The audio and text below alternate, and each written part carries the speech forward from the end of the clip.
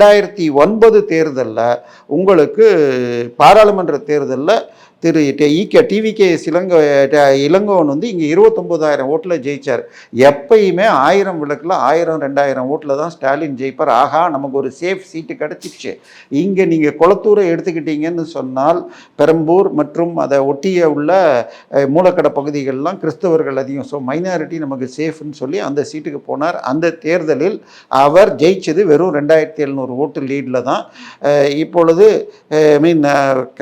Perambur police ஸ்டேஷன்லேருந்து ஒரு கூப்பிடு தூரத்தில் இருக்கிற ஆம்ஸ்ட்ராங் அவர்கள் கொல்லப்பட்டார். அவர் அப்பொழுது நின்று தனியாக 4000 ஓட்டு வாங்கியிருந்தார். அந்த 4000 கட்சியிருந்தால் சைதை துரைசாமி ஜெயிச்சிருப்பார், இல்லை இவருக்கு லீட் ஆகிருக்கும். ஆனால் 2700 தான் ஜெயிச்சார். இது போல் பல முறைகேடு ப்ரூஃப் எல்லாம் எடுத்து கொடுத்தப்போ ஒன்னொன்னையாக கபில் சிபல் உடைச்சார்.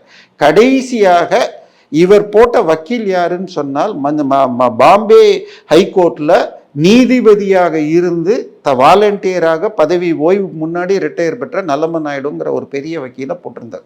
அவருக்கு மரியாதை கொடுக்கும் வகையாக டைம் கொடுத்து விசாரிச்சப்ப எங்கிட்ட ஒரு பக்கா டிஜிட்டல் எவிடன்ஸ் இருக்குது, அதை நீங்கள் பார்த்ததுக்கப்புறம் சொல்லணும்னு கேட்ட உடனே திருப்பி பிப்ரவரி மாதம் போட்டாங்க.